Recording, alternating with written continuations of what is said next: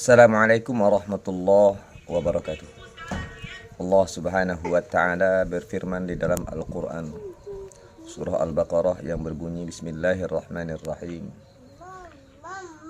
Innal ladhina kafaru sawa'un alaihim a'anzartahum am lam tunzirhum la yu'minun. Yang artinya sungguhnya orang-orang yang kafir itu sama saja atas mereka. Apakah kamu beri mereka kabar takut atau tidak? Mereka tidak akan beriman. Di dalam ayat ini Allah subhanahu wa ta'ala mengingatkan kepada kita, sesungguhnya orang-orang yang engkar, orang-orang yang mengingkari apapun yang diberikan oleh Allah subhanahu wa ta'ala, baik itu kabar berita yang baik ataupun kabar berita yang buruk, mereka tidak akan pernah percaya, mereka tidak akan pernah beriman, karena hati mereka itu telah dipenuhi, hati mereka telah dicap oleh Allah subhanahu wa ta'ala. Kenapa hati mereka dicap oleh Allah? Selanjutnya Allah subhanahu wa ta'ala mengatakan, khatamallahu ala qulubihim wa ala sam'ihim wa ala absarihim ghishawah wa lahum adzabun adzim. Allah mencap hati mereka, pendengaran mereka, penglihatan mereka dengan cap yang tertutup, dan bagi mereka azab yang sangat besar. Kenapa sampai hati mereka dicap? Kenapa pendengaran mereka dicap? Kenapa seluruh anggota tubuh mereka distempel oleh Allah subhanahu wa ta'ala? Karena mereka yang engkar kepada Allah tidak bisa menerima kebaikan apapun yang dipandang dalam pandang hati mereka, keseluruhannya tidak ada yang benar. Baik itu agama Allah, baik itu mu'izah yang diberikan oleh Allah subhanahu wa ta'ala, mereka tidak akan pernah menerima. Itulah dikatakan orang-orang yang engkar.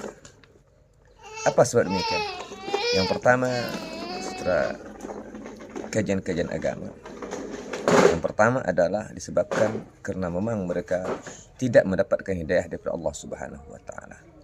Mereka tidak mendapatkan petunjuk, yang mana hidayah Allah itu dikatakan oleh Allah, may yahdillah fala mudhillalah wa may yudlilhu fala hadiyalah.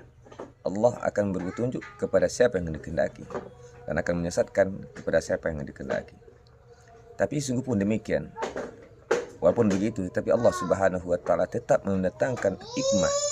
Allah subhanahu wa ta'ala tetap mendatangkan mau'izah sebagai pembelajaran, sebagai hikmah, sebagai pemberitahuan tanbih kepada seluruh umat manusia. Salah satu contohnya adalah Al-Quran.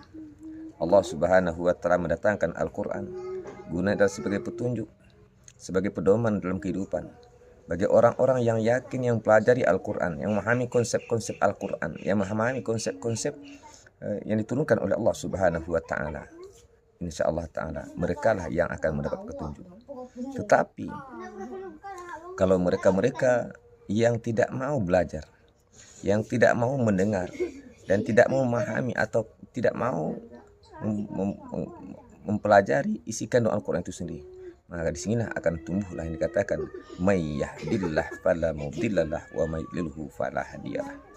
Tapi sebaliknya, bagi orang-orang yang mau belajar, yang mau memahami dan mau bertanya, insyaallah ta'ala nanti Allah subhanahu wa ta'ala akan memberi mereka petunjuk. Salah satu Allah subhanahu wa ta'ala cara mengingatkan oleh Allah subhanahu wa ta'ala, yang pertama didatangkan oleh Allah subhanahu wa ta'ala bala, ujian, baik ujian rasa takut, sebagaimana firman Allah dalam Al-Quran surah Al-Baqarah, wala nabluwannakum minal khawfi wal ju' wa naqsi minal amwal wal anfus wa thamarat wa basyiris sabirin. Yang pertama diuji oleh Allah subhanahu wa ta'ala kepada umat manusia rasa takut, takut miskin, takut hina, takut tidak mulia. Setelah itu Allah datangkan yang kedua ujian adalah wa naqsi minal amwal, takut kurang harta. Yang ketiga diberikan oleh Allah subhanahu wa ta'ala ujian ketika rasa takut yang sudah berlebihan, takut miskin, maka Allah subhanahu wa ta'ala menguji yang ketiga wal anfus, diri atau jiwa yang tidak tentram, hati yang tidak tenang. Baru terakhir diuji oleh Allah subhanahu wa ta'ala membuahkan hasil-hasil buah-buahan dari rasa takut tadi.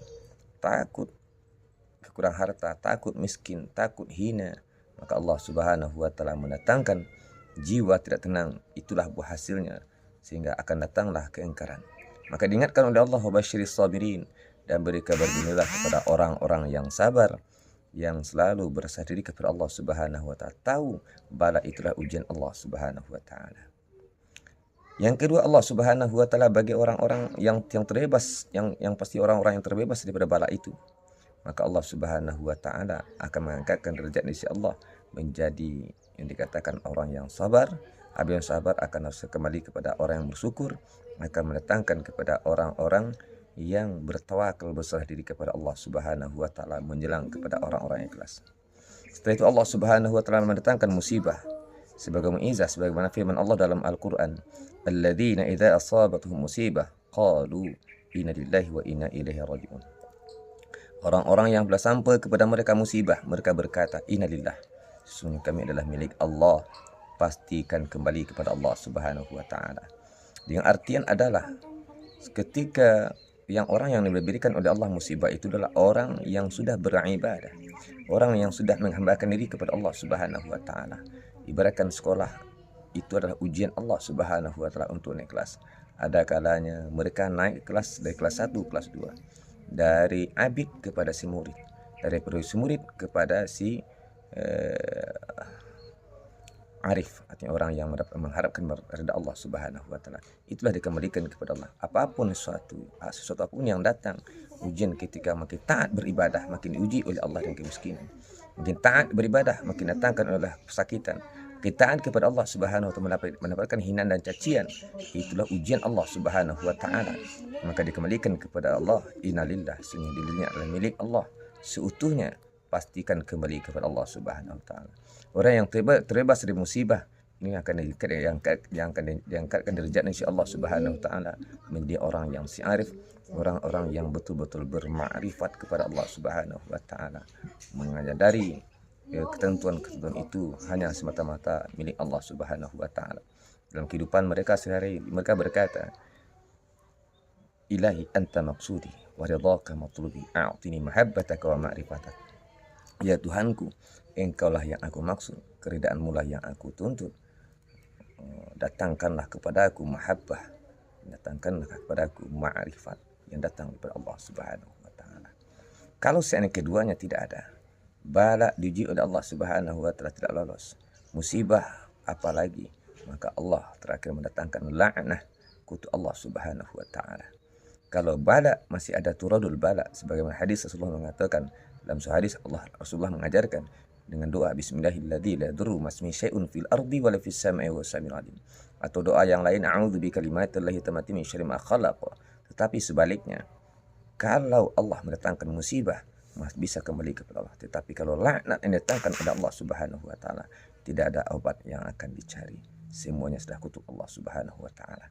Maka oleh karena itu, sebelum kita mendapatkan khatamallahu ala qulubihim wa ala sam'ihim wa ala absarihim ghishawah walahum adzabun adzim, mari sama-sama kita perbaiki diri kita.